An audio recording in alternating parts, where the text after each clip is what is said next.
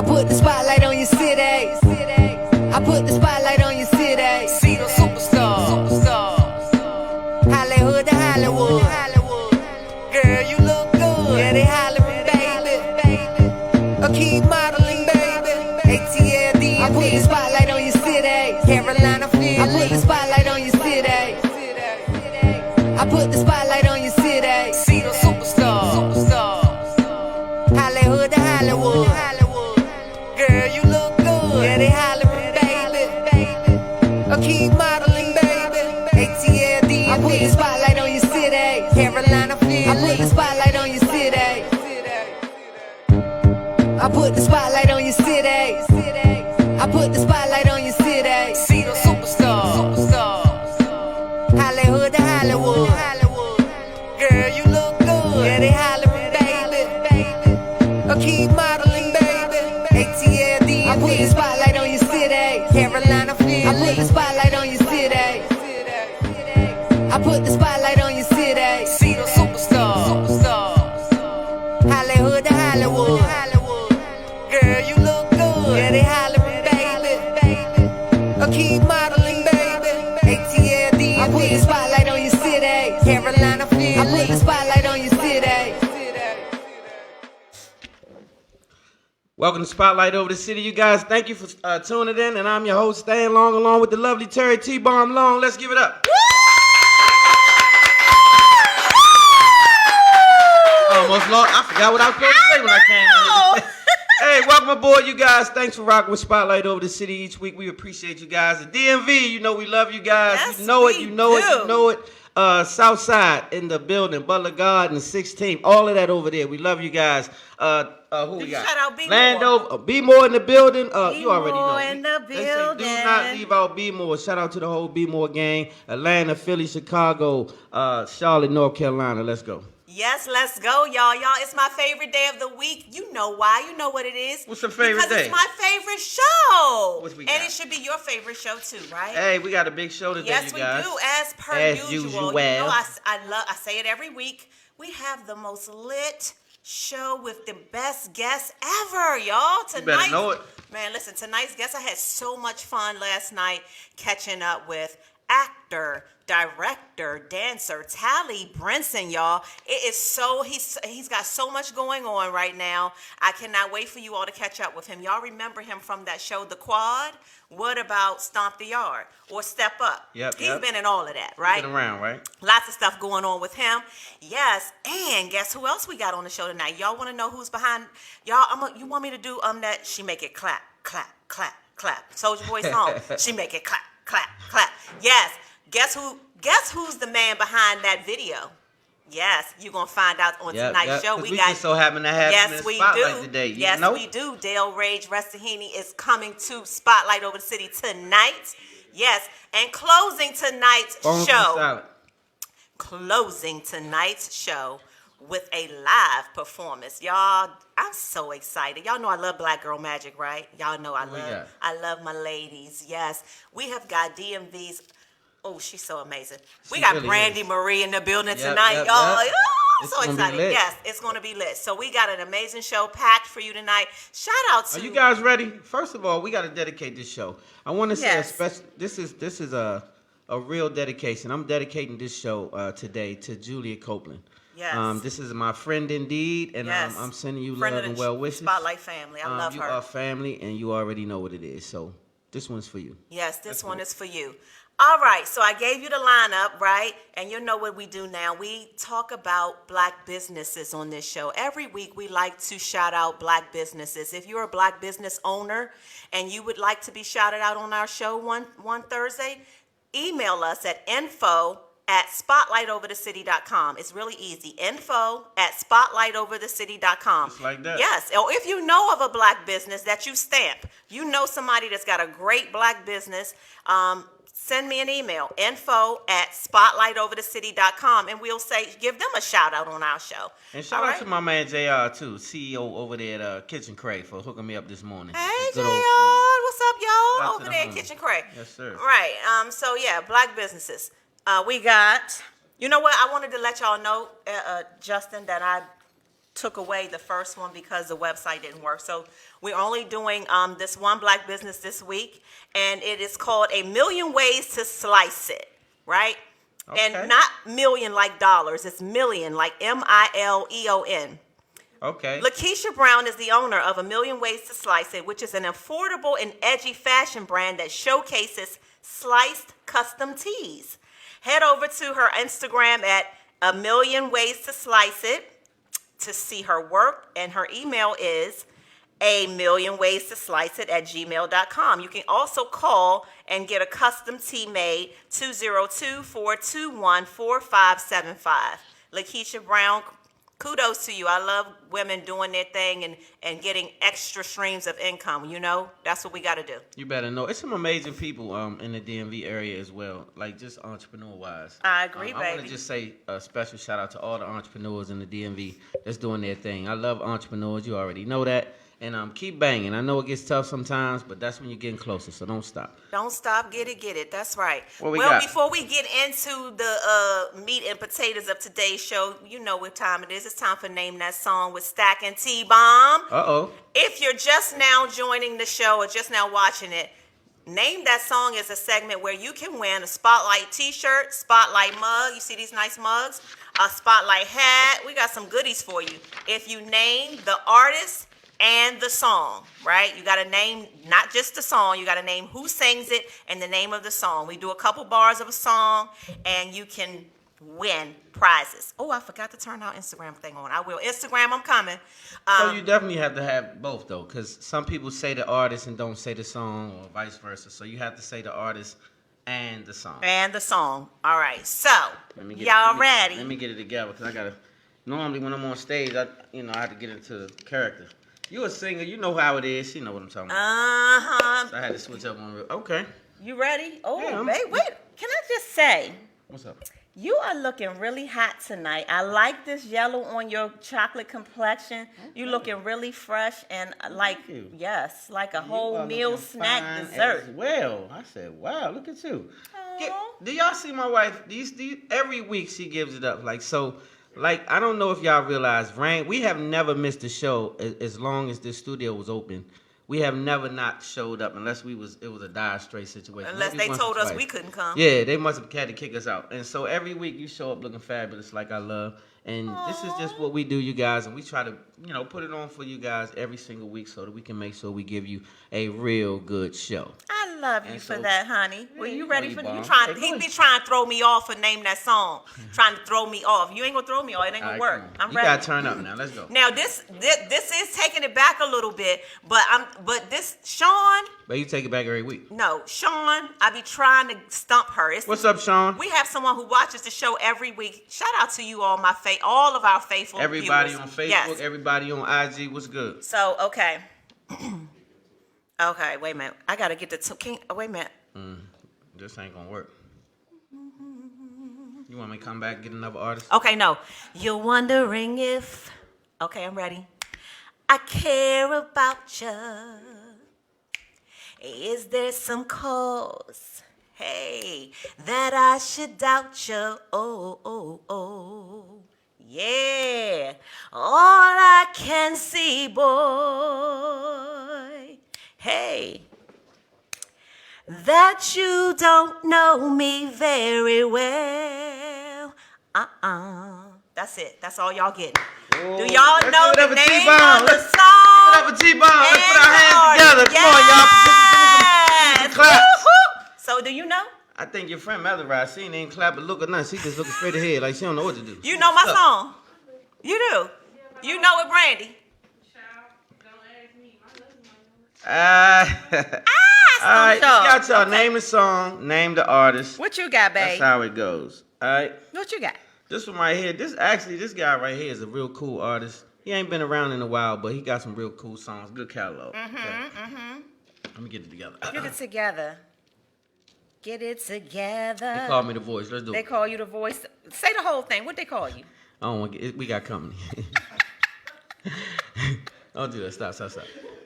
They call me the voice to make them moist. Yes, baby. That's right. Tell them the truth. I'm writing this letter Hey. to say what's on my mind. How are you doing? I hope you and the kids are alright. I wish I could be there, but I can't be. Oh, So shit. give a hug and kiss for me. Oh, Hey, let's y'all go. give it up for sexual chocolate. Yes. Chocolate. Yes, you did. Give me a high five. High five. Let's go. Do All it, right, baby. I got y'all. I know Okay. y'all don't know who this artist is. I know I got you, but You gotta do because the you gotta really be in the music to know. Well, name not of the really, artist and the song. And that's He how had you some win. smashes though. He had a few smashes. That was one of them. So come on, y'all. Y'all know it. Okay. Hey, Sean, did I get you, Sean? I What got she it. said? Ain't nobody Look, guessing. she guessed my song. She said, "Don't ask my neighbors." She done guessed it. I'm gonna see What's if the she was artist first. though? We'll see. I'ma Okay, see. I let's can't go, see it Sean. right now. All right, so Sean is let's number go, one. baby. You Sean, gotta always kill it. you gotta shining star. No matter who you are. That's right. What Let's you got? Go. So Shining Star, Spotlight Shining Star is one of the segments that I love. And actually it's a segment that we spotlight someone who does something great in the community, outside the community, big, fat, small, tall, whoever you are, rich or poor, we love it. And so in this one, it's one of my favorite people. I didn't meet this person personally, but I'm real good on this history. Remember we did a Black Wall Street segment? How many of you guys familiar with Black Wall Street?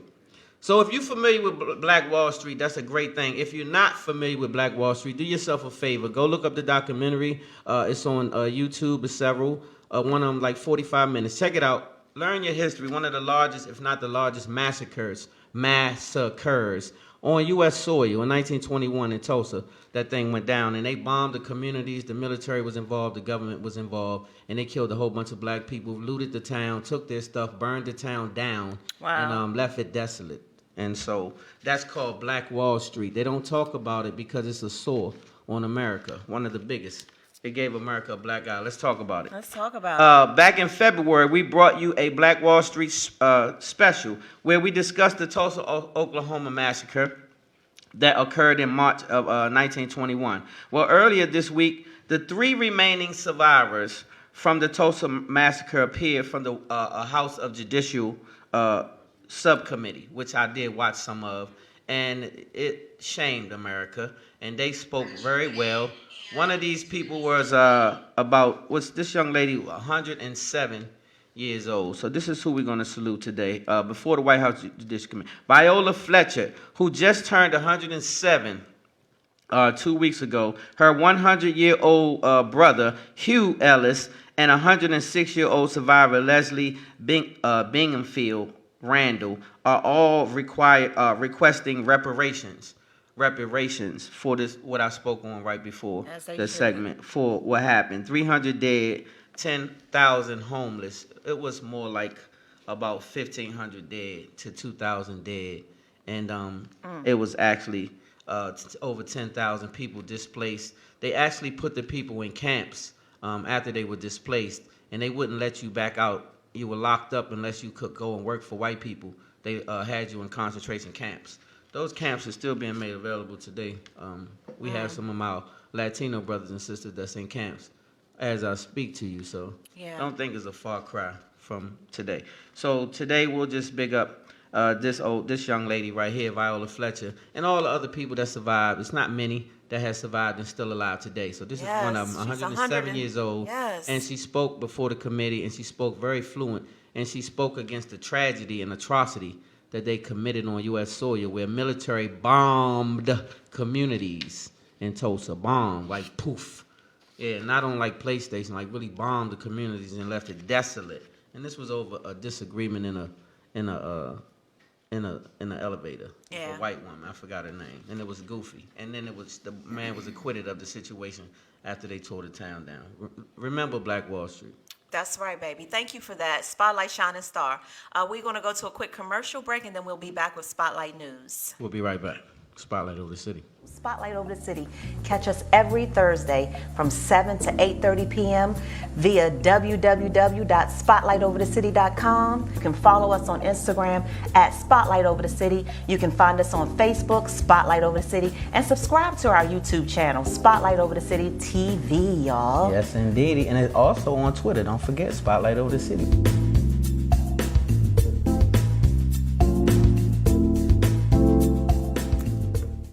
Welcome back to Spotlight Over the City. Yes, welcome back. We got some news for y'all today. Spotlight News is being sponsored by Shea Butter Like Whoa and Tactical Force Training Solution. Shea Butter Like Whoa, they provide gentle and natural skincare products that are 100% non-toxic. They are amazing. The texture is a bomb. They smell good.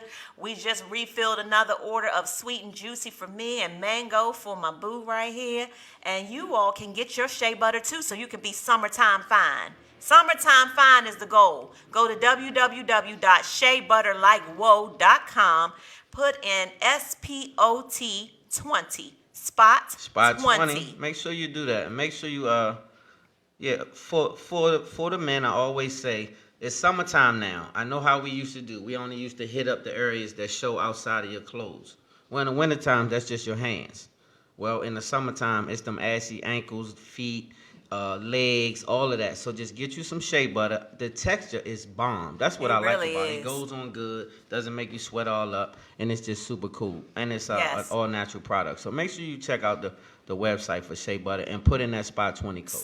SPOT 20, and you get 10% off of your order every time. Summertime fine.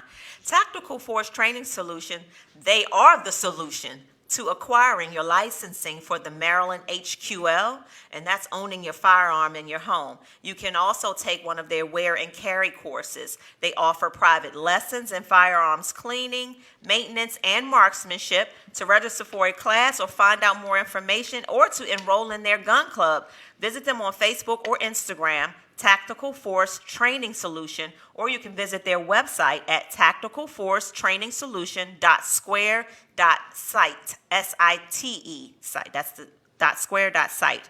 Their offices are located at 3004 Elsa Avenue, Baltimore, Maryland, and the telephone number is 443-250-9000. Again, that number is 443-250-9000.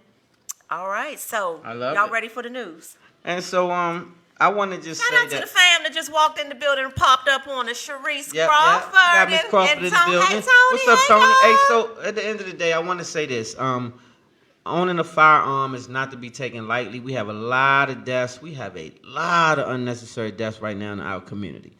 Yeah. So it's something to take seriously. When you're going to own a firearm, you get in touch with us. Get in touch with those guys. Tactical Force Training Solution. Force Training. Because what we're going to do is bring it over here to the DMV. They're doing it in Baltimore. My wife is licensed to carry. We're going to get a lot of other people licensed. And so what happens is you learn how to use the weapon correctly, what not to do. What you can't just go crazy and just say, I got a gun, it's on. No, those are not the people that need a weapon. You have to be, sensible, but it's definitely a need to protect your home, protect your family in the long run. So it's something to consider.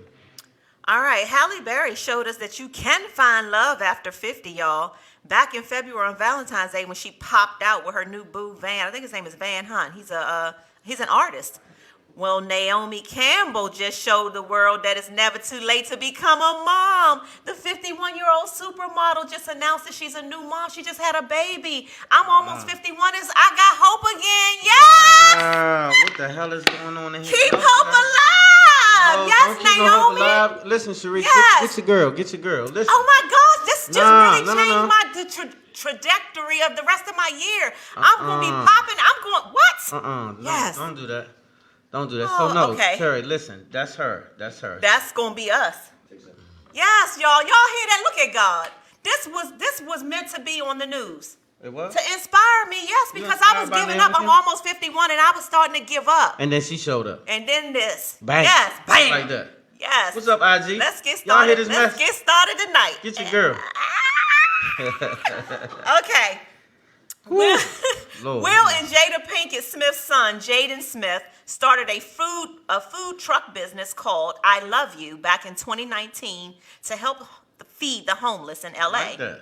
Jaden announced that he will be expanding his food truck business into restaurants to continue his efforts in helping feed the homeless by offering homeless people free meals. This is an issue that Jaden has been advocating for many years now. Jaden, I love you for that. Yeah, that's cool. That's so cool. Yeah, that's super cool. Yeah, I love it. All right, now let's see. Across the country, down there in Florida, former Dunkin' Donuts employee Corey Pujols, like Albert Pujols, you know that baseball player, Pujols. Okay. Pujols. Corey, Okay. that's him right there. Corey. Corey. He's facing manslaughter charges after fatally punching a 77-year-old man in the jaw. So it was a fatal blow to a 77-year-old man. The victim came into Dunkin' Donuts to complain about the drive-through services, and after being asked to leave by employees and ignoring their request, 77-year-old man, they asked you to leave and you ignored them, he called Corey a racial slur. So he probably said, I ain't going nowhere, nigga. Look here, nigger. Yeah, you nigger. I'm not going no damn where. Right. I'll tell you that right goddamn now. Bam! Then All Corey, up in the jaw. All this wired up. Corey right, done wired Corey his jaw. done wired his jaw, and now Corey is in jail facing manslaughter charges. He's out on bail. The man died? Yeah. Oh, he punched him to He death. punched him, and the man fell to the concrete. Oh, busted head open. Yeah. Oh, man. You can't just go around He calling. died right listen, after that racial slur. Black Lives Matter, He mister. didn't even have a chance to make it right with the law. You can't be in that court calling Corey no racial slur. So I'm gonna say this. That's not the way. We can't just knock knock people out. I know that. I'm not If he was a little condoning younger, that, I might but- have said it was okay, but he was old. So what I'm gonna say is So you mean to tell me you're not gonna punch somebody after you say "get out my face," Slim, and then not they no 70-something years old. Not that they I would have punched my 77? baby mother father in the face if that was the case. your baby mother father, you would have punched him in the Yeah, face. I would have punched Crystal father in the face and dropped him, or stabbed him or something, killed him. But I didn't do it. I didn't because I'm reformed. That's what I'm Okay, saying. that's so on another Praise note, God for reform. you can't Corey. You can't knock the man out and kill him. But I will say this: you really had that white privilege thing is over. Like I know you had a good run. It was a long time, 400 good plus. run. It's been a good time, and I know it. And you enjoyed it. And some people it's hell letting it go. I get it. But They don't want to let it go. No. But you do have to let it go, and you can't, just publicly go act crazy because this thing happened. They told you to leave the Dunkin' And so Donuts. I don't condone it though, and I'll say that's a sad situation that he ended up losing his life as Yeah. an old man. But I just wish he would have made a better decision. That's all. All right, as the world begins to open back up, people are booking more trips. The Federal Aviation, FAA, is saying that they need to update their standard average passenger weights. In order to do so, airlines are going to have to randomly weigh your chunky selves. They can't weigh me because I done gained.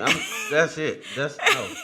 I done got chunky. Passengers do have the option to say, no, I don't want you to weigh me. That's right? an insult though. But how y'all feel about this? That Yeah, is what kind of y'all- insulting. what y'all think, Facebook? Don't What be y'all looking. think, IG? They're going to look Like, at. They're going to be like. They're gonna just size you up and be get like, on look, the scale. come here, Look here. get on here. It's get on here. overweight now. There's too And much see, luggage. I think that's What? wrong. Like, don't no. Like, get your plane restrictions together and work all that out. Like, no, man, you can't. That's discrimination almost. Like, you can't. I agree. Where they come up with it? What, they don't have nothing else to do? I agree. As soon as we get out of the house, they just start coming up with new rules and stuff like that. Well, as soon as y'all got out of the house. Yeah, we've been out.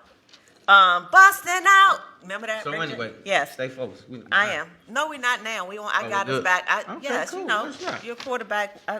Yeah. You got it right back over I there. got us right back over there. So, but I do need you to tell us what's going on in the world of sports. So what do y'all think about that though? I think that's a crazy situation. What's up, Jeff on Facebook? Big Jeff, Southside. You already know what it is. Who else?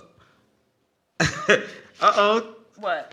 He said I'm singing my face off today. Jeff said. I know that's right, baby. You did. You kind of. Yeah, Jeff said that. Anyway, Spotlight Sports. What you got? The Wizards, man. I was thinking y'all was gonna do it, and I thought it was going down. Well, it ain't over yet. But the Wizards lost to the Celtics on Tuesday, 100-108. I mean, 118-100.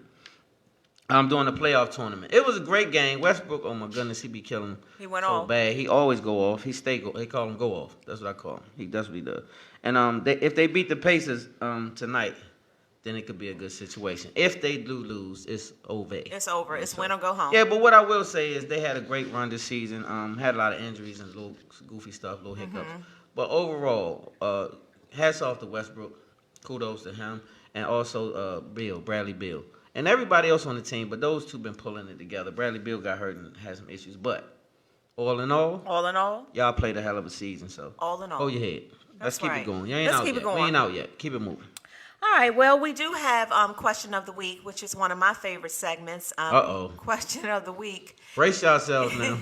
Question of the week is sponsored by Umbrella Therapeutic Services. Umbrella Therapeutic Services is DC's most reliable and trusted behavioral health organization. They provide community support, medication management, and therapy for individuals and groups. Yep. Any DC resident. Oh, I'm sorry. Any DC resident ages 5 through 100 are eligible for their services. You can reach Umbrella at 1-888-793-4357. They take Medicaid, Medicare, and also private health insurance programs. So again, May is Mental Health Awareness Month. No time like the present to go ahead and get your mental health in check. And if you're a DC resident, contact Umbrella Therapeutic Services. And yes, for sure. And one time for my man Wes, over there, the CEO. Hey Wes, we're gonna see you Saturday night, Wes. Yeah, we got something for you, Wes. We're gonna turn up with you, brother. We can't wait. Yes, and so indeed. shout out to him. Shout out to him.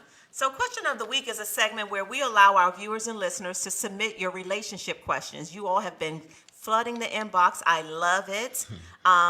If you have a relationship question that you want to ask us anonymously, I mean, we never reveal your names, none of that. We just read the question and we go at it. So this week's question, let me give you the email. info@spotlightoverthecity.com. info@spotlightoverthecity.com. How much easier does it get?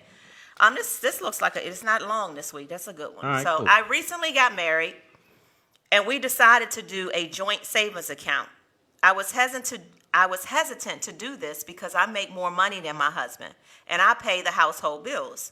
But I wanted to get our marriage off to a great start. Well, as I suspected, my husband makes frequent withdrawals, but I'm the person putting the chunk of the money in there every month. He tells me about the withdrawals, so it's not a secret, and it's always for gas money or for his car note. I have decided to stop putting money into the joint account. He says that I'm being selfish. The joint account thing is tough. Do you and T-Bomb share bank accounts? Hell nah. No, we don't. So let me just Well, damn, you didn't have to say it like that. Yeah, I don't believe in none of that stuff you said, man. Who this woman? It sounds like a woman. It's a woman. Yeah, it's a woman. She so pays. She puts the money in. She puts the bulk of the money in there. Well, it's not even. And he's taking the money. It's okay. Well, that's an issue. Well, what I'm gonna say is this: for his gas money and his car note. Okay, so he's trying to find his way a little bit. So he's struggling, and she's the breadwinner, and so he got the joint account, and he's kind of taking advantage of it because his funds is depleted, basically. Mm-hmm. All right, so let's just speak to the joint account situation first. Right, we don't share accounts. If you again, I spoke about this last week. If you're a married person, don't get married just to think you're gonna. Don't lose your individuality. I think. Don't lose your individuality in the marriage. Mm-hmm. When you get married, you're still a person, they're still a person, you two are people. You're still a person, they're still a person, you two are people. Right. So it's a joint situation. But it doesn't mean that you lose yourself. So when you get married, you're not obligated to have a joint account. That's A. And so if your situations are opposite to a degree of way unbalanced, then you should not get a joint account because it's going to not fare well. It's not. You already see that's not going to play out. He's not contributing. You already know he couldn't before you set up the account, but you're trying to appease what people told you marriage should look like. Right. Let your marriage look like what's suitable for you. It's not suitable for everybody. Every two individuals not matching up. So me and Terry's relationship is not built to be suitable for everybody else's marriage. What we do might not be good for you, or vice versa. So what I'm saying is, no, I didn't decide to get a joint account, but if we did, we would still also have separate accounts. That's how I feel.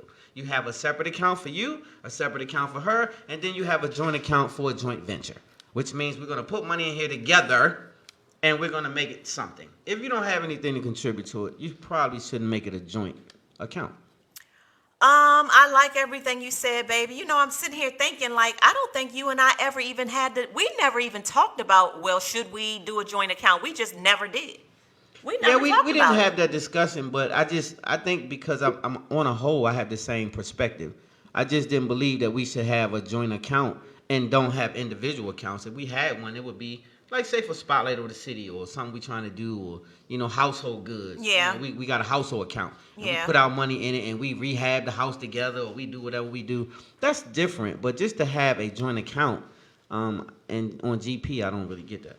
Yeah. But that's just my personal opinion. Right. Some people work better jointly. Some people say, well, we going to do everything together, babe, and we just going to explore the world, babe, and so that's fine. Yeah, well, some people really take that when two become one literally. So when you get married, then you're one, and so you're supposed to have joint bank accounts, shared passwords to everything. They share every damn thing, and I ain't knocking. Yeah, all that's dumb. But that's dumb to you. Well, it is, and don't ask me about no passwords and this and that. And I'm telling y'all, men, stop being soft. Stop letting all this happy life shit. That's what I'm saying. Wait, now that's where I'm gonna have to draw the line. Let me say this. If you a man, right? You a whole ass man, right? And all you know in your life is to make a happy wife in your life. That's all you got, right? That's all you know. So then, just let me understand where the balance is in this relationship that you created for yourself. Are you asking? Where's your dumb ass happiness? Like as a man, when you gonna get happy with yourself? When you gonna have a happy life? Like all you do is a servant. You're a servant. And so I don't believe that that's real. I believe that both people should be happy, and I'm happy making you happy. Like when I do things for you, that make me feel good. Mm-hmm. And if you felt the same way, then ain't nobody slighted. So then we don't have to have them type of goofy decisions to where, all I got to do is make my wife happy. Well, she going to sit back and make you a servant at that point, and then where are you in this? Okay, so let me chime in on that part. I think that the phrase or the terminology happy wife, happy life is so universal. And I think that the concept behind it, honey, is not that the man is being slighted, because they're thinking that because of the way we are built as women, once you make sure that your woman is happy, you're going to be happy because she's going to go above and beyond to make sure you are. But she has to be made to feel warm and fluffy and happy. And then long as the wife is happy, your life will be happy because she's going to make sure that yes. Okay. She's right. So let me just say she's this. going to make sure that your life is happy. Get that mic to Sharice. But let me just say this. That's what it is. Let me tell you something. Let me say this to you. That's a crock of BS. No, it's so not. So let me just show you why. You're married, right? Can I address? We're gonna really do it. We ain't just gonna spout out now. We're gonna keep the platform. All right. So at the end of the day, I heard you. You made your thing. Mm-hmm. So I said I don't agree because, okay, you the head of if a man is gonna be the head of a household, and a man is only the head if he know God. Let's not leave that out. You're not the head because you make more money. I know a lot of people kind of slow and they think that's real. That means if you got fired, you won't be the head. And so that's true. Yeah. So don't equate the money with the power. That's the God business. So when you equate your business to God, you go to God, you get the download, you tell your wife. That's how it goes. He tell you, you tell her. And so a woman was given to the man. Please don't forget. So with that being said, it doesn't mean a man is to dictate, dominate, rule over her. None of that. What it means is he's not to be left out the equation because the woman was given to him. Help meet. Remember that? I know it's old, but it's real. And so because people lost their way and now they have a whole new demeanor, a whole nother agenda, marriage is 70% failing, all this kind of stuff because it's upside down, a man is still supposed to be the head. He's supposed to go to God. If you don't know God, that man is in trouble, so you might can't marry him yet. He can't leave your house. That's real. So if you don't have that situation and all this happy wife foolishness you're talking about, you have discarded the whole realm of how this order is set up. See, so it doesn't mean she's not going to be happy because I just told you I'm happy serving. So whenever I can do for her, it makes me happy. Sexually, whatever it is. If she's complete, I'm good. So if we go shopping and she want to bust it down, she had me in Charlotte buying dresses. We don't live in Charlotte. I got to go get it. I bought it. Get the dresser, put it in the truck. We're going to put it in mom's. We're going to come back and get it. That's happy wife, happy life. It's called compromise. It don't just go one way. It goes both ways. So both people supposed to look out. If I made sure you were good and your intentions are the same, who's slighted? Nobody. Everybody's good. So it can't just be happy wife because I'm slighted. Trying to make you happy all damn day. And I'm looking like a goddamn goofball. And this is what's going on right now. All y'all, man, y'all getting too soft. Like, first of all, know the order. God is really the head. I don't know what's going on in the world, but I promise you that's how I'm rocking. God is the head of me. I read the word daily. I pray daily. I meditate daily. And if God is the head, then he give me some downloads. He give you instructions. And that's when you can be the head of something. And if that's not your case, then we're not talking the same. So then we have a whole different situation, because that's when you can say, well, just with your carnal ass, happy life, happy wife. That woman is indecisive herself. Sometimes she wants to go. Sometimes she wants to say her period makes her mind spin. Now this day, this week is running, and I don't feel the same as I did last Thursday. How the hell can you make that a compromise for your life? You better understand who you are, stand in that. You give her what you can give her, but you can't slight yourself to make a happy wife. You have to be happy with yourself, wife, before you decide to get married. You can't look for the man to make you happy, or you're going to be spinning. That ain't going to work. Now, you tell me what man going to make a woman happy, because you can't make me happy. I got to be happy. When I'm happy, I'm whole. When I'm happy, I'm whole, I said. When I'm happy, I'm whole. I'm like you, Sharice, drops the mic. I ain't got nothing else When to I'm say. happy, I'm whole. So I'm not telling you not to make the wife happy. I'm telling you that you should make your wife happy. But I'm saying your wife should have the same intentions. Let's talk about it, Sharice Crawford. I think that because women are born as natural nurturers, I mean, to your point, saying that we are essentially, no matter how we try to change this or reconstruct or strong black woman this and independent that, we are born to nurture. Facts. We are born to give and to cater and to in a sense, to serve and support and help. So we're automatically wired that way. And so oftentimes, because we've been wired that way, that part is taken for granted. Right. So that is why this concept, I think happy wife, happy life is taken way out of order, because you are supposed to take care of your gift. To whom much is given, much is required. Yes. Right. So that is my thought about it. If you're downloaded from God, then God is telling you to cover and protect this woman. Cover, God is telling protect, you to provide for all this. of those things. That's right. This is my idea. Again, I'm not married, so I'm not entitled to give. No, you are though. all have, You are. Experience, but just knowing that I took my time before I even dated seriously. Yeah. Because Makes I wanted sense. to be clear about my assignment and my role and my purpose within a marriage. And so again, I know how much I give. I know how much I put things on pause and me on the back burner oftentimes to be in that servant and helpmate role. So if you're keeping your wife happy, then by default, I mean, it's not even a question. That's right. As to whether or not she's reciprocating. Unless you just you're not ordering from God, like you said. That's right. You're not getting your orders from God and governing your home accordingly, then there's this conflict. But there's also a conflict with us women living in this hyper masculine society that's forcing us to be out of our natural order. Yep. As feminine. Good point. Yeah. So I agree with that. I agree with that point. She's already out of order in the sense that she's wearing the pants in her home, and so it's hard to respect the man that is not protecting, providing, and covering for you. Stay right there. Good point. So to her point, what she was basically saying is, that's a great point. A lot of sisters are now playing the role of a man. Because of that, a lot of sisters are being more dominant, a lot more controlling, outspoken, a lot of those things by default. It's not like they signed up for it, right? It just comes with the territory. They're out of pocket. They're not supposed to have to do those things. I get it. Based on the system that we live in the United States, a lot of that is by design. A lot of black men are not going to get the position that the black sisters are afforded, and that's by design. And I'm being factual with this. The statistics will show you this. That causes separation and division in the household a lot of times because it makes a black man feel inferior of the sister. And so sisters have to understand that as well. We get you. Now, brothers, we do have to have something to follow. You can't be a non-leader and think the woman's supposed to listen to you in your non-governing sorry self.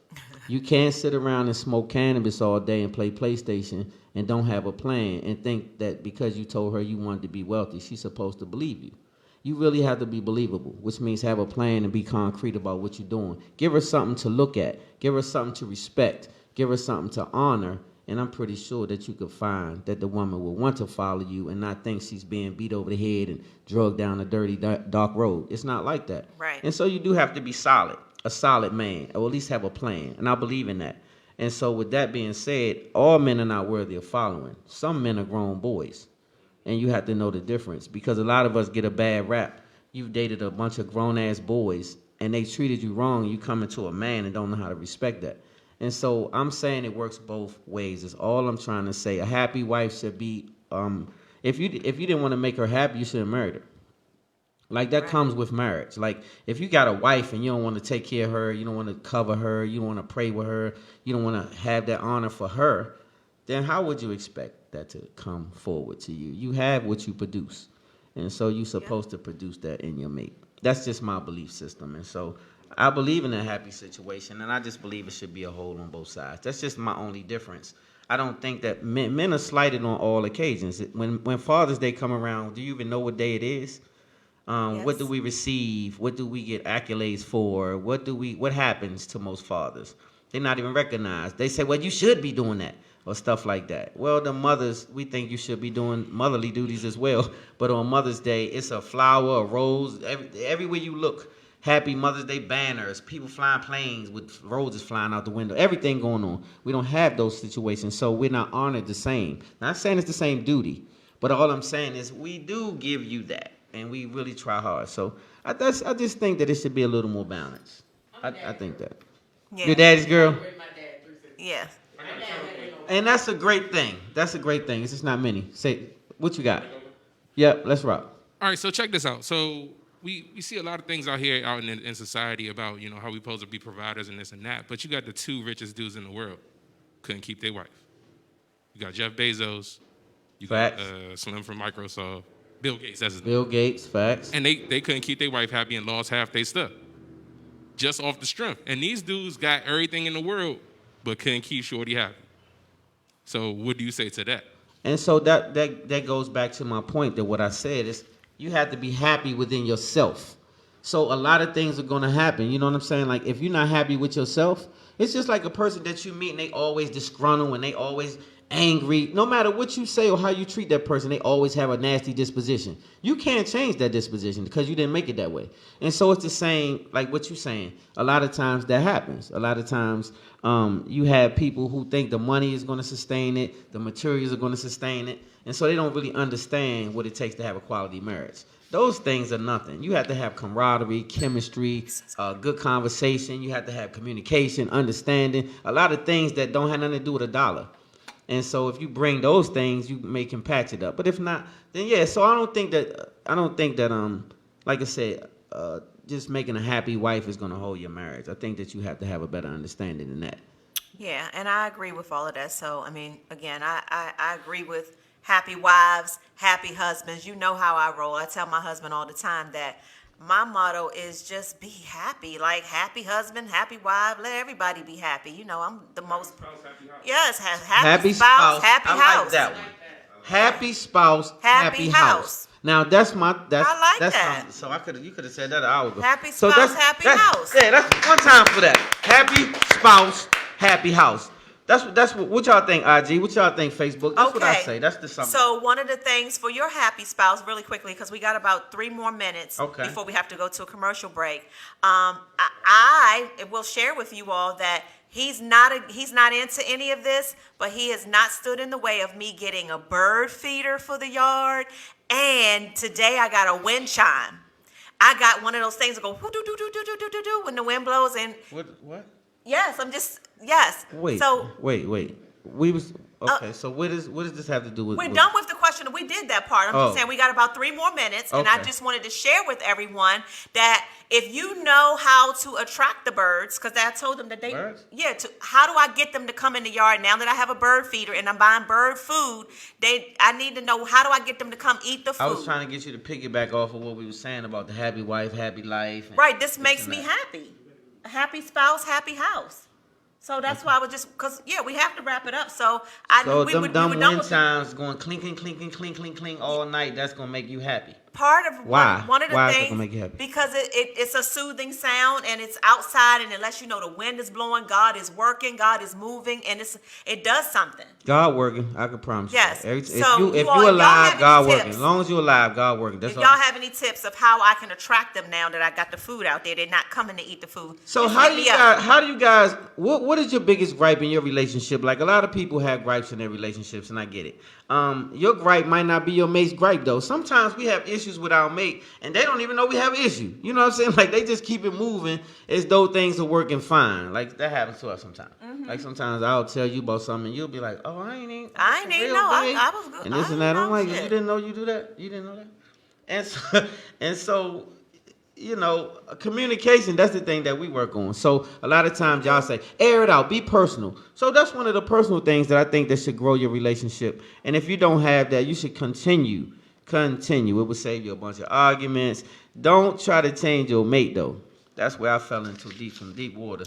trying to change my mate. We had to grow through that though, and we grew through it together. Like it was like Stan and I. We don't fake with y'all. Like it's highs and lows. It's peaks and valleys. And when they're valleys, sometimes the valleys are really low. It's just that we really built. And one thing I have an appreciation for with me and him, we built a solid friendship before we did anything. So when when the valley get really low, I always say to him, like I'm going to have enough love to sustain the both of us because I don't want to lose my friend. That's my bestie. So forget about all of the pop, lock, and dropping it and all of that kind of stuff. At the end of the day, I don't want to lose my road dog. So, I think that says a lot. And I feel the same way. Like, I think what you said, to piggyback off what you said the friendship kicks in. Like you say, okay, just because you don't like a person, sometimes you still love them. So you might have that thing where, oh, she get on my nerves. I can't believe she just did that. But you look at it, and I had this conversation a little earlier. I say you have to do the 80-20 thing to yourself. Because a lot of times, a lot of things that's playing in your head is about that 5%, 10% that you hate. But don't discard the 90 and throw it in the trash because that's where the heavy part is. So I think that's what I had to learn. The most potent thing that I learned so far about a relationship, because I was a runner. I used to just be like, I don't have time for this. I'm going to just cancel this contract and keep it moving. You know what I'm saying?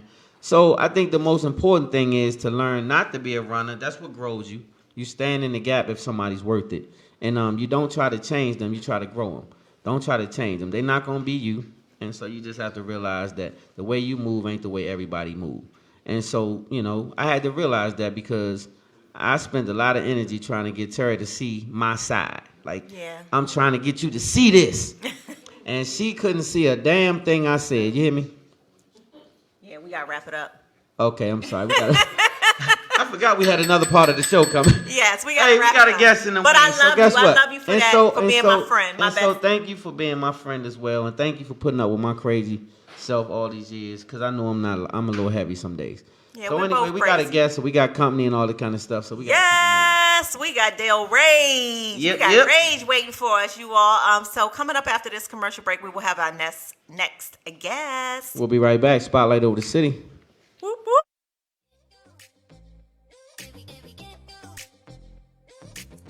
I'm Terry Williams, the founder of Shea Butter Like Whoa, a natural body care company based in Maryland. We specialize in body butters, scrubs, oils that are awesome for the entire family. What makes us different, you might ask? We use only plant-based ingredients in our products.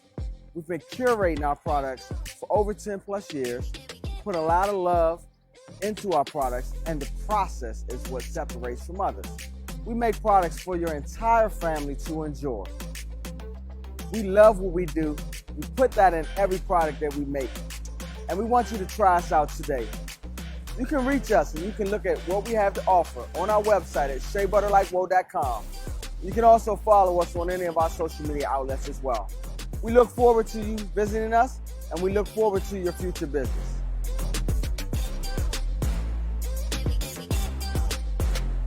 Visit us today at SheaButterLikeWhoa.com. Spotlight over the city. catch us every Thursday from 7 to 8:30 p.m. via www.spotlightoverthecity.com. You can follow us on Instagram at Spotlight Over the City. You can find us on Facebook, Spotlight Over the City, and subscribe to our YouTube channel, Spotlight Over the City TV, y'all. Yes, indeed. And it's also on Twitter. Don't forget Spotlight Over the City.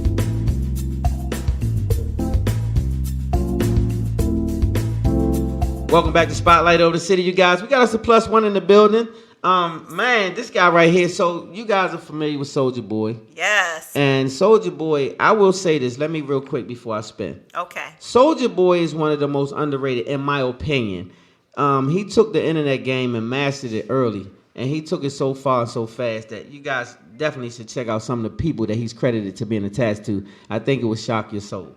The latest videos and stuff that you see streaming and all those things going on. This man is definitely responsible for that and much more. So we're gonna let Wifey introduce, give up some more of them accolades. Yeah, I'm gonna give us some more accolades. Like this young man has been in the industry for a very long time. So don't get that twisted. He has worked with a lot of people, not just Soulja Boy, but this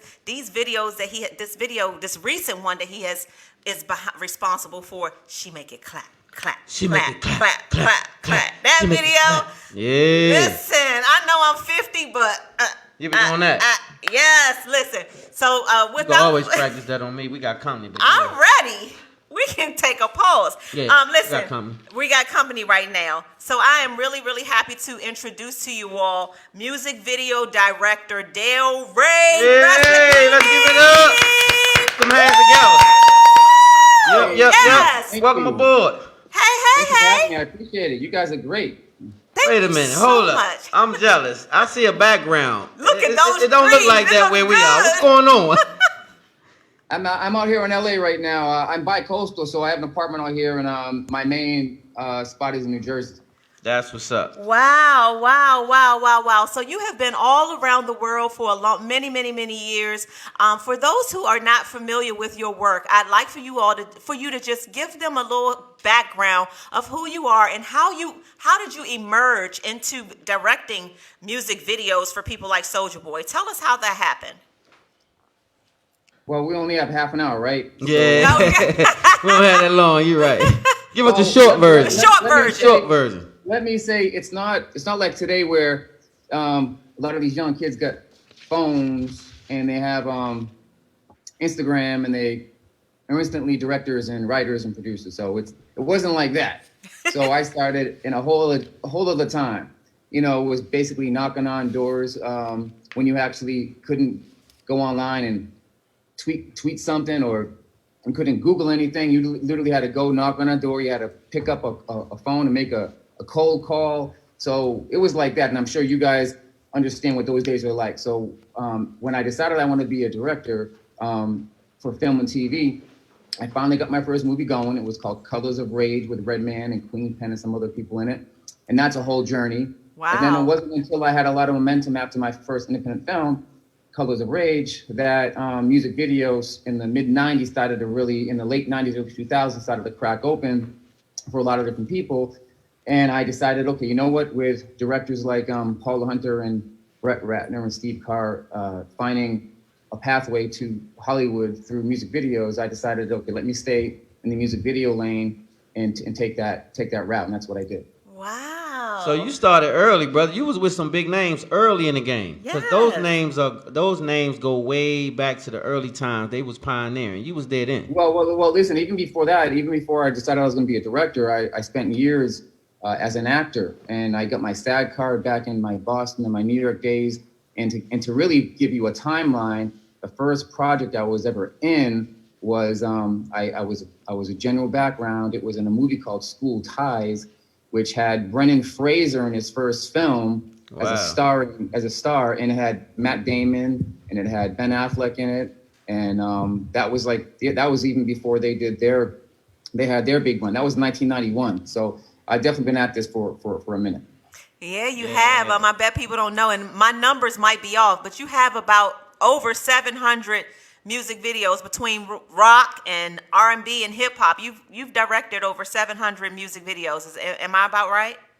Yes, absolutely. And the majority of those, like for example, when when I have to go back to New York on Sunday and go do a music video for Travis McCoy from Gym Class Heroes. He has a new album out. Then I have to go do another video for another rapper out of New York. And people kind of just, rappers and artists, rockers and rappers, they kind of find me, directly through if I've already worked with them, they call me directly. Or if they got a mutual manager or a friend, they call me directly. I really don't seek music videos out anymore for a couple of different reasons. But yeah, I mean, having been, doing this for that many years, the majority of those were done back in a time when they were still shot on film, and it was a whole different process than making music videos. There was a lot more of an artisan approach to getting things done. Nowadays, with the technology of like lenses and cameras, lenses are what they call faster, so you don't need a lot of light to really light something. Whereas back in the day, if you were going to shoot on film, you would need to have light to hit an image to actually have it be something you can actually edit in post-production. Nowadays, you can just shoot wide open, and you really don't need any lighting. You don't need to really be focused so much on that anymore. So mediocrity has become the new standard, and it doesn't mean that you can't still be creative, but it just with so much more music, with so many more outlets for music and artists to grow, in the advent of all this technology, it's sort of just like a lot of noise, visually and sonically. And when you come from a time when it was it was a lot more thought going into some of these things, you kind of took that for granted. Nowadays, I really just pick and choose the ones that really make a lot of sense for me to spend my time on. So yeah, so 700 videos, closer to 1,000 now, and from a time when it was a lot harder to make things to now, but using that same mentality of, whether you have $10 or $1 million, you want to make that product something that you can be proud of, and you make sure that the artist and the label can really benefit from your artistry being put forward for that music. I love it. So when Soulja Boy calls, you say yes for the most part. Yeah, absolutely. Yeah. He's my little brother. I go back to before he had tattoos, before he started smoking, before a lot of things in his life. So I did the Kiss Me to the Phone video, Crank That video. We did 16 videos together. I think I did a little post where this She Make It Clap is like video number 16. Oh, but you know what? It's hot. It's really hot. Is he easy to work for? Does he listen to you? Oh yeah. No, he's actually one of the easiest artists I've worked with. A lot of artists will want to be very heavy with your opinions and not have a whole lot of smarts behind those opinions because it's just ideas, and sometimes ideas don't translate into what the reality is. But he's very smart. He doesn't get a lot of credit for a lot of things, but in something like this, that kind of question, is he easy to work with? That isn't something one gets asked quite a bit, but that's something I can say honestly. He's very easy to work with. Wow, good to know. I have a quick question. As a person watching films being made and getting into filmmaking myself, when you get a person that you're being paid to shoot for, and they have one idea in their head, and it's totally whack, and you really don't want to shoot it because it's going to be your name stamped. Do you shoot it anyway and get the money, or do you say, this is kind of whack and maybe we should do it another way? How does this work? Because I've experienced a film that I thought was not the greatest, and the person shot it because they just took the money, basically. And that's what. Well, yeah, I mean, that's kind of a big open question because circumstances mean a lot. So whether that person being asked a director is an established director who maybe is on some hard times, they'll take a job because they need to get that check. More often than not, when it comes to music videos, I get hit up a lot for, providing, music video services for artists that are from overseas, or maybe they've got a rich mother or father and they are doing their first music video. The music may not be the best. So a lot of times I'll bring in a co-director, somebody looking to get their opportunity, someone that I've been working with some time, but they're now ready for a break. I'll bring them in, kind of let them run the show, but still monetize it where everybody gets paid what they're supposed to get paid and make sure the client still gets a good video. But I don't have to take ownership of, say, like that particular video because I really wasn't maybe involved so much because of. I like that. That's a smart way to handle it. That's a smart way to handle it. So you still get the money, but you don't have to really put your name to it, and you can kind of let them freestyle it the way they want. And you can allow someone else to get some experience. So I love everything good about concept, that. good Very concept, good concept. good concept. Can you tell us a little bit about what things you might have coming up? What are the things that you are looking forward to doing the rest of this year? You have any more music videos that you're working or any movies? Sure. So music videos, they come and go. I mean, I could literally get called right now saying I need to do music video in Atlanta or Texas or New York or Boston or LA. Like that can happen, at any moment. The projects I'm really focused on are there's a series I shot a short for called Cracker, which is about a present day white supremacist that gets thrust back to an alternate time where blacks rule. We actually have an all black streaming platform called Vyre Network. It's at Watch Vyre on IG. They're one of these really smart emerging platforms, which they own their own server, they have their own platform, they have a great original content. And they saw Cracker when it first came out, when we went viral with the trailer on YouTube within 24 hours last Juneteenth.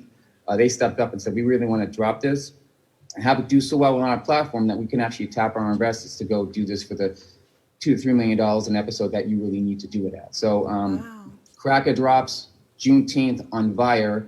And after that drops, I'm going to turn my attention to my female John Wick project, which is called Black Betty Brown, and another project called Soul of a Sister, which I just got my first female lead in it. It's basically a sort of a Jerry Maguire for the music business with a little bit of Precious and Dreamgirls mixed in with it.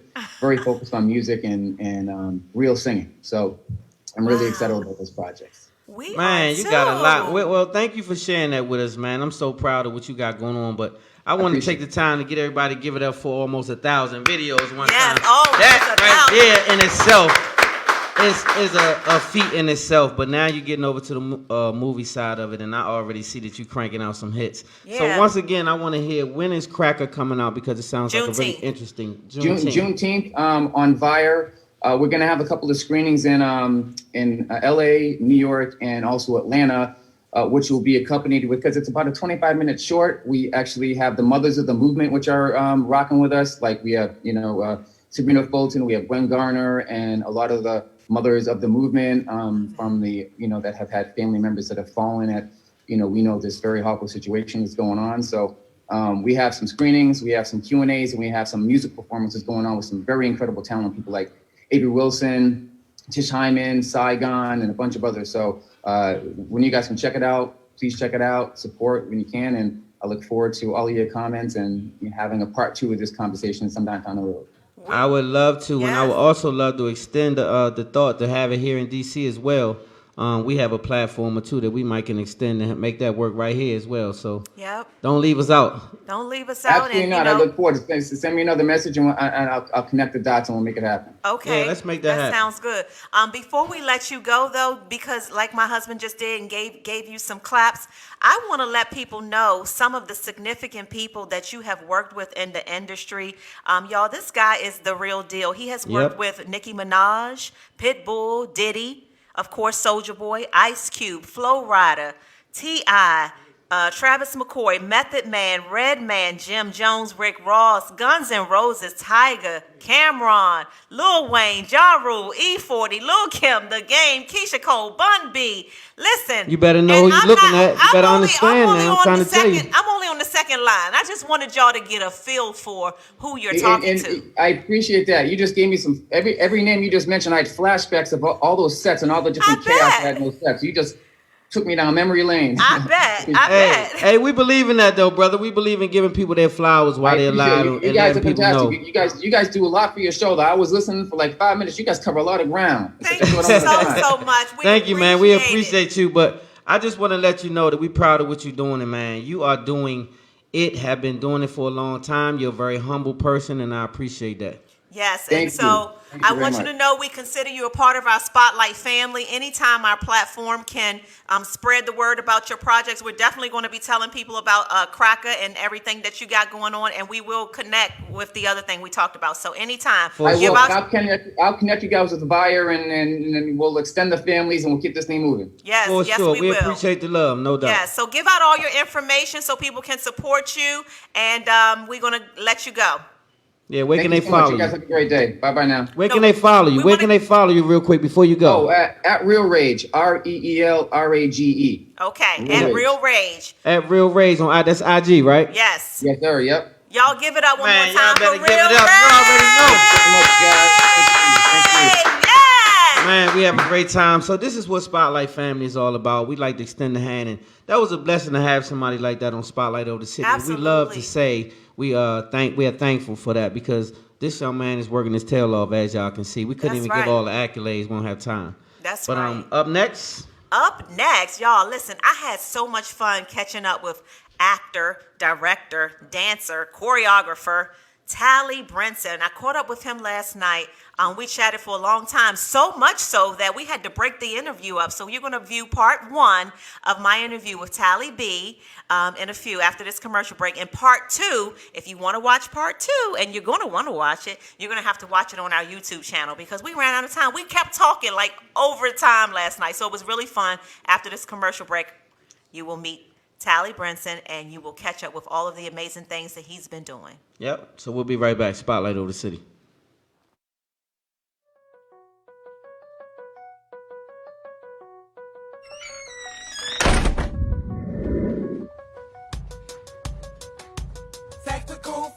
Yeah, man. Y'all looking to get your HQLs, Tactical Force. Hit us up. We got the training for you right here in Baltimore. Tactical Force. Tactical advantages. Force because I'm coming strong with you to get this training so you can get your aim up. And then you stack your guns up. I got that way and carry, so you know I keep that gun tucked.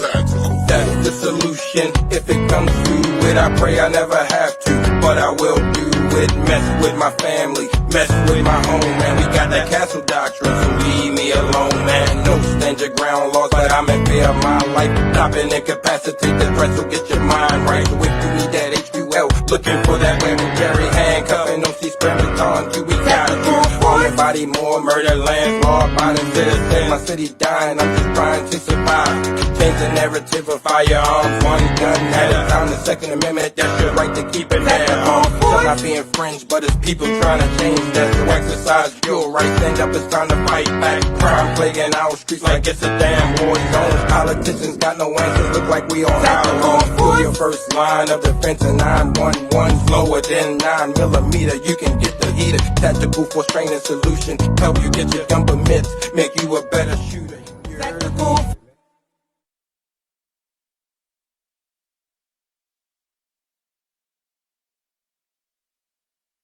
Welcome to Spotlight Over the City, everyone. I've been telling you that we had a lit interview coming up, and as promised, we have got actor, director, choreographer, and I'm sure he will add to that list of accolades.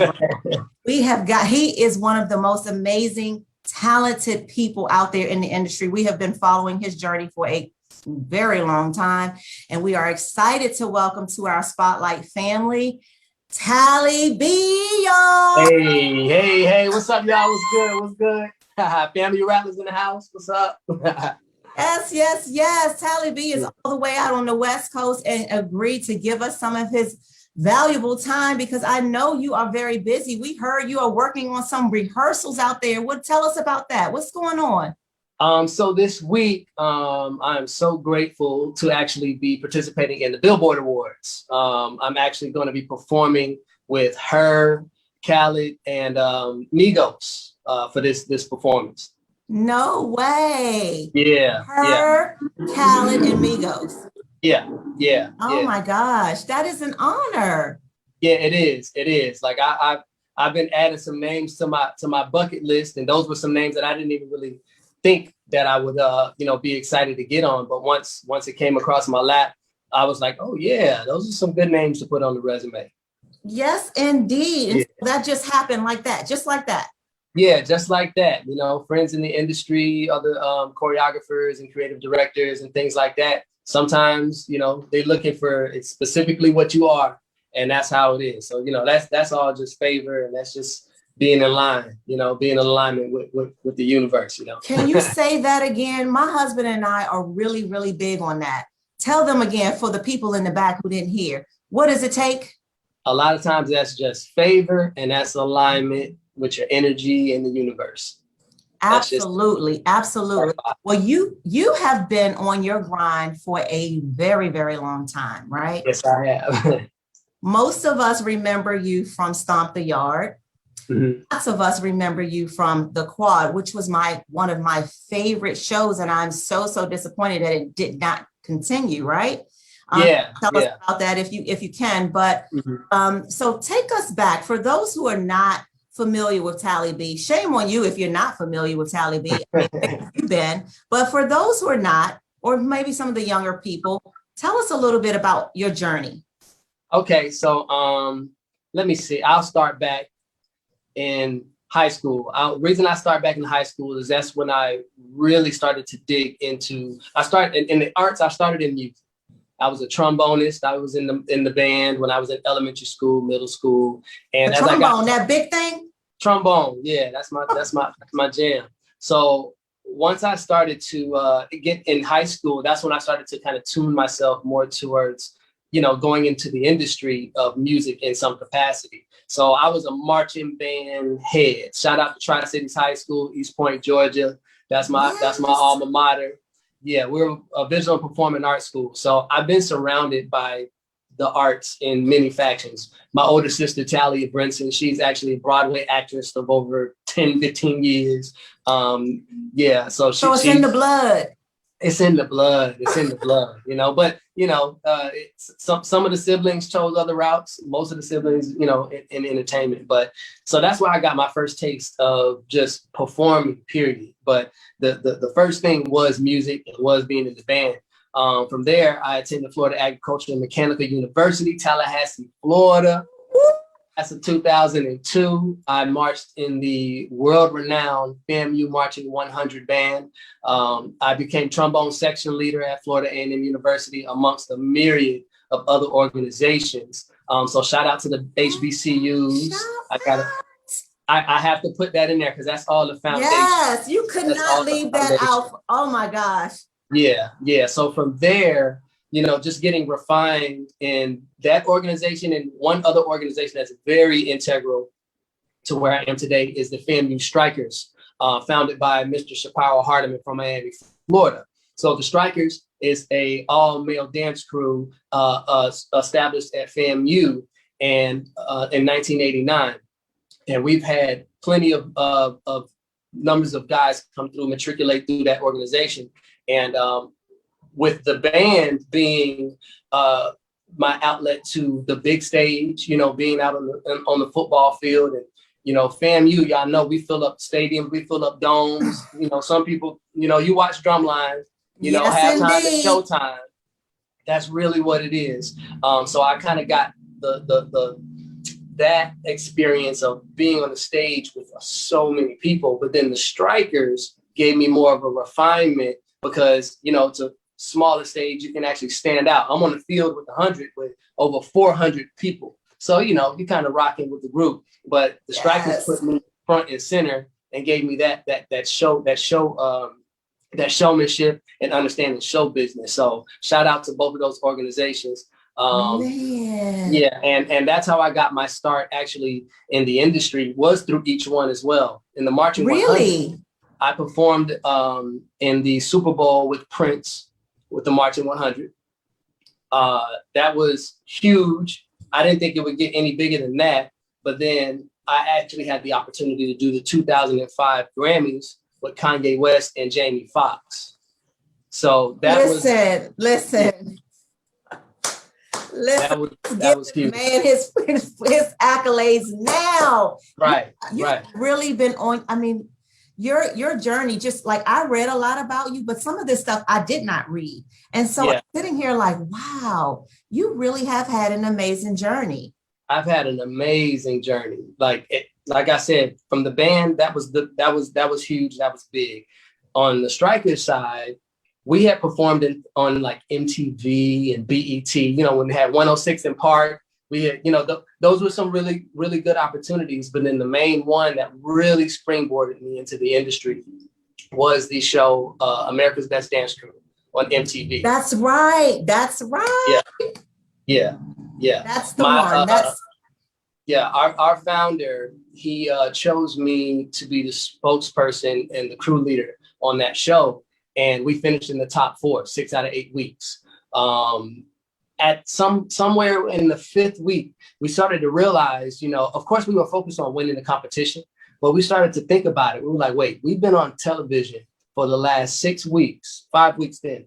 We're like, I feel like we've had enough screen time to go to California and pursue the career. Because initially we got on the show and we like, yo, we're doing well. We got to go back to FAMU and we got to run the yard.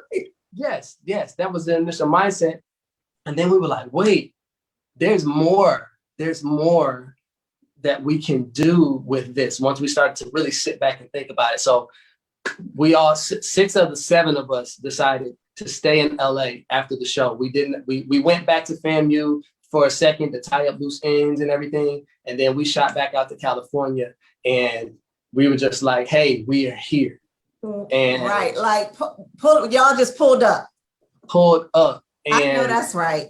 People who had saw us on the show, one of our most integral parts outside of our founder, Chappelle Hardiman, choreographer Chuck Maldonado, who choreographed Stump the Yard. He is actually, it was his idea for us to come on as a stepping crew. We were the first all-male African-American collegiate step crew on that show.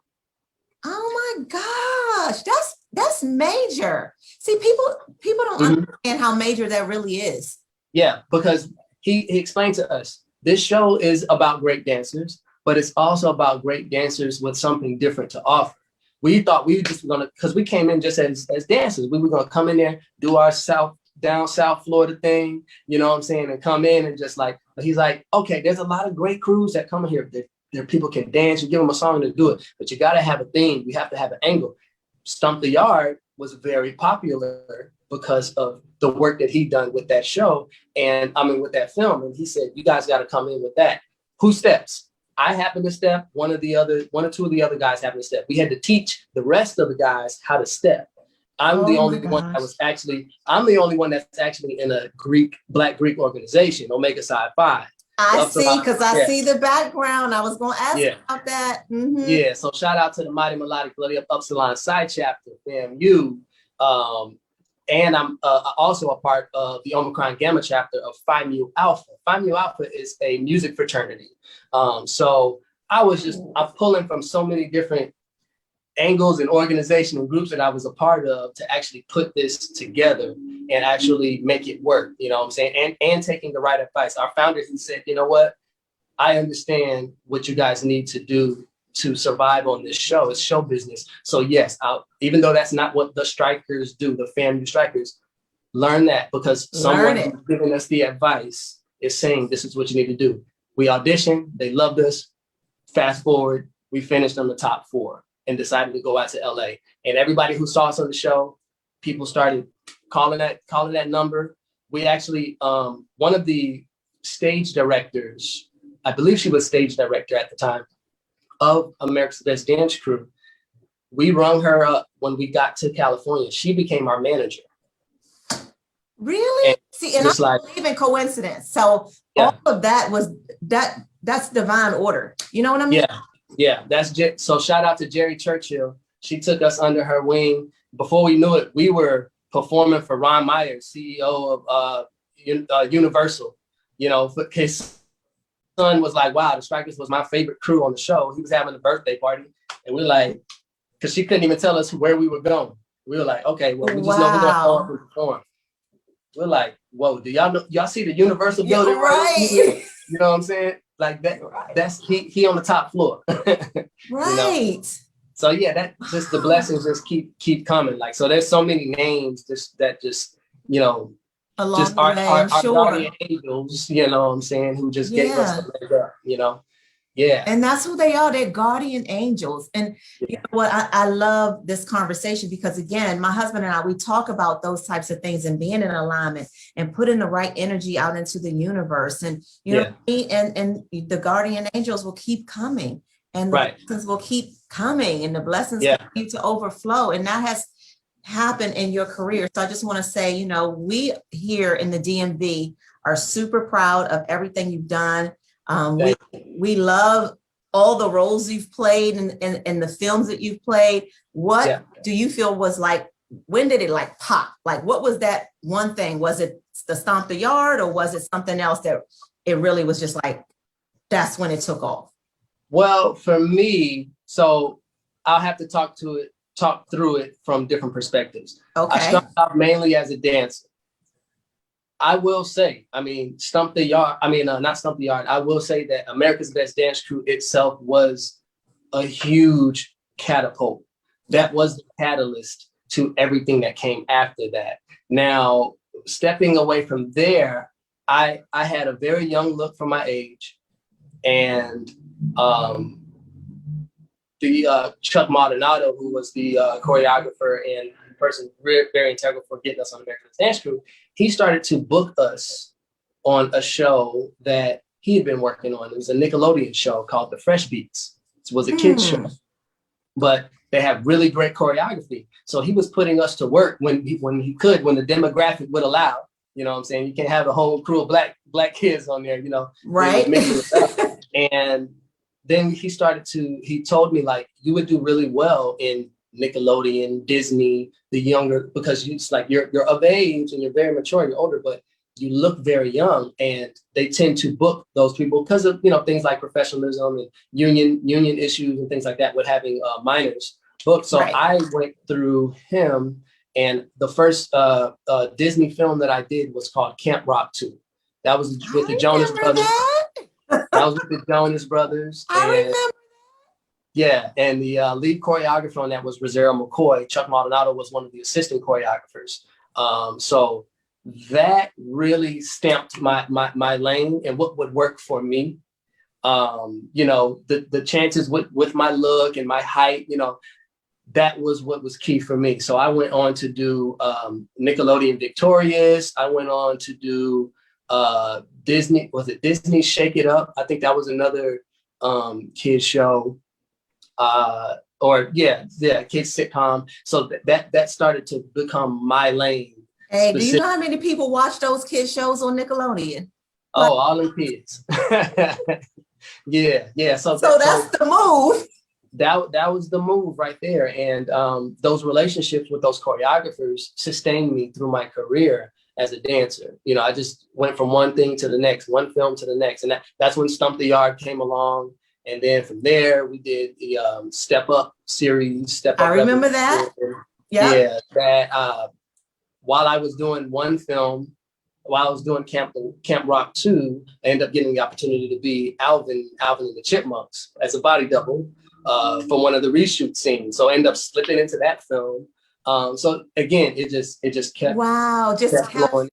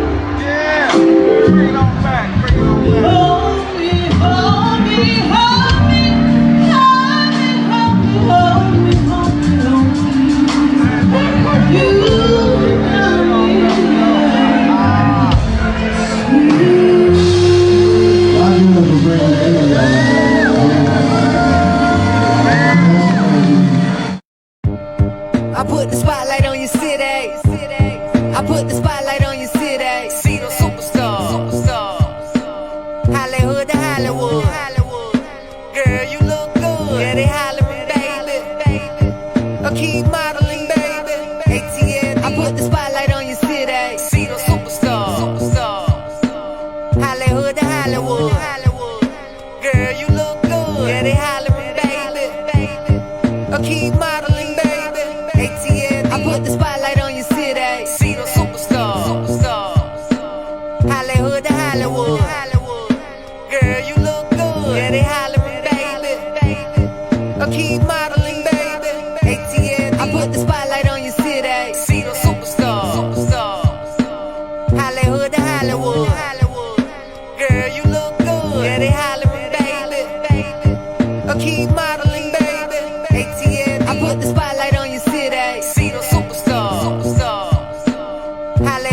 Hollywood. Girl, you look good. Yeah, they hollering, baby. I keep modeling, baby. ATL, I put the spotlight on your city. See the superstar. Hollywood to Hollywood. Girl, you look good. Yeah, they hollering, baby.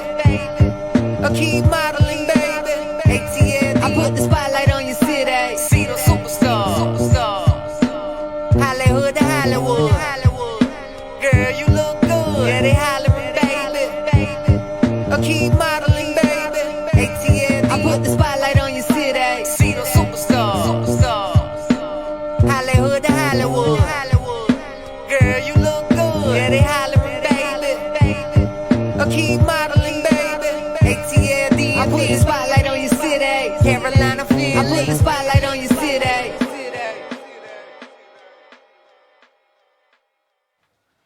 Ladies and gentlemen, welcome back to Spotlight Over the City. And yes, we are closing out with a live performance. But before we get to that live performance, I want to tell you about two things. One, June 19th, which is Juneteenth. There's a lot of things going on. It's also Father's Day weekend.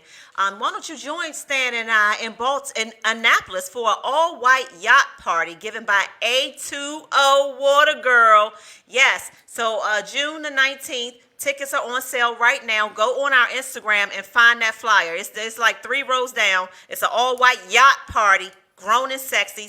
Spotlight Over the City will be covering it. So check us out on that day. And also, I saw a lot of you in my inbox asking me about this shirt. I got it from my girl Ivory Twyman, clothed in Ivy Boutique over there in Largo, and Phoenix Suites over there and Largo Kettering area. So check her out. All right, now, without further ado, y'all, we got one of the hottest female artists in the town, right? She is about to shut it down. Y'all give it up one time for Brandi Marie. Woo!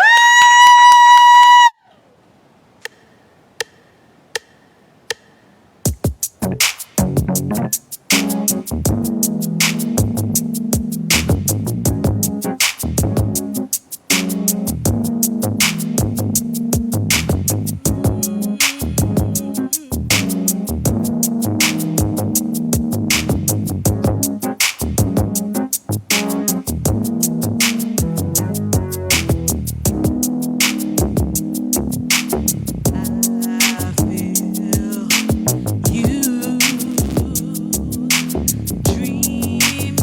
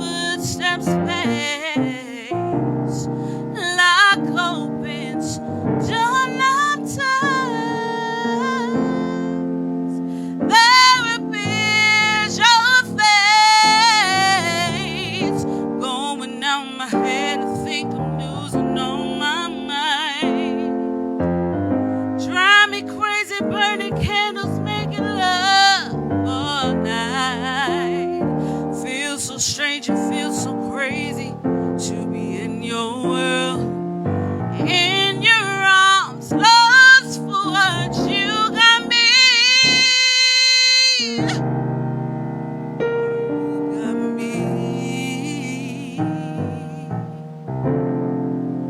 You got me. Ooh, you got me. You got me. Laying so closely, feel your skin rubbing and touching me. Only sweat between us, feeling you kissing and pleasing me. I rub your back, kiss your neck, know that you love when we touch like that. I can feel you need me. Feels so good to me. Feels so good to me. Oh, drive me crazy, burning candles, making love all night. Feels so strange, it feels so crazy to be in your world. In your arms, lost for what you got me. You got me.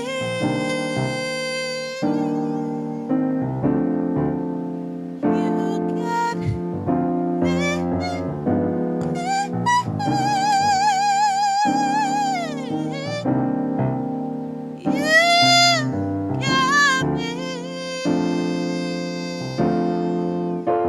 Chris Davis, ladies and gentlemen.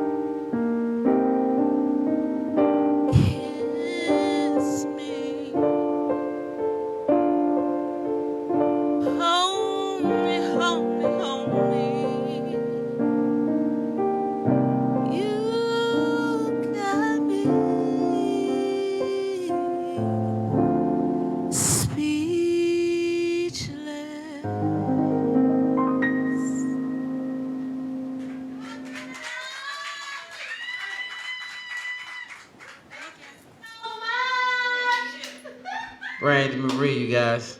Let me tell you something, man. You are a heck of a performer. Your voice is amazing. I love, love, love, love, love. So you guys make sure you support. They let them know where they can give them anything you got going on before you get off of there, and let them know what's up next, where they can follow you. Yeah, so you can follow me at Brandi Marie Artistry. I sing with DC Vybe, and we are playing next Sunday, May 30th, at the Charles County Fairgrounds. Yes. Okay. And my birthday show is actually a show on my actual birthday, June 5th, Gemini, swoop. And that will be in Virginia. You can check out at DC Vybe, DCVYBE, on Instagram, Facebook, and check all the flyers and everything so you can get all the information. Thank you so much. Thank you. Yes. One more time for Brandi Marie. So anyway, I got to get ready to wrap it up, you guys. As I like to do before I wrap it up, I like to give you guys what I call the cool word. And today I like to say, hey, wifey. Hey, baby. You sure are cute. So are you?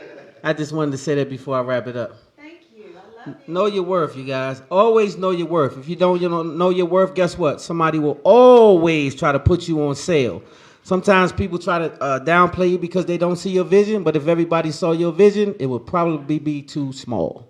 So on that note, you guys, love hard, live good, God first, spotlight over the city.